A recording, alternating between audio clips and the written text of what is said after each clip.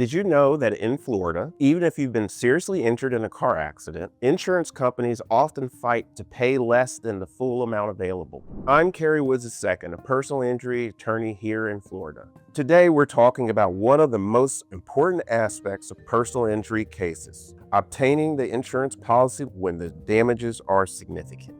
I'll walk you through a real case I handled and break down why having an experienced attorney is crucial to this process. And if you're dealing with an insurance company that's not taking your claim seriously, stick around. This information could save you tens of thousands or even hundreds of thousands of dollars. Let me start with a real example. In a recent case that I settled for policy limits, my client was involved in a serious motor vehicle accident. His car was totaled. He suffered significant injuries to his head, face, and spinal cord. My client's medical treatment, pain, suffering, and bills clearly demonstrated that he was entitled to a policy limit settlement. However, the insurance company offered a small settlement before my firm was hired. We worked quickly to secure copies of medical records and bills. We presented this information with a compelling demand package. This resulted in the insurance company for the at-fault driver providing the full policy limits. What this case shows is that simply filing a claim is not enough.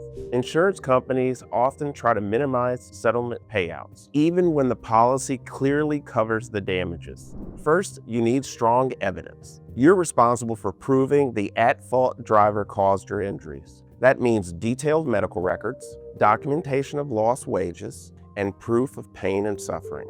Without this, insurance companies have an excuse to either deny or undervalue your claim. Second, Florida's no-fault statute limits what you can get from your insurance through personal injury protection, or PIP. Once your medical costs exceed $10,000, you need to show that your injury qualifies as serious to get more. That's a legal standard that's tricky to navigate without legal guidance. Third, knowing the at-fault insurance policy is critical. Many drivers only carry minimum coverage, sometimes just $20,000 for property damage and $10,000 for PIP.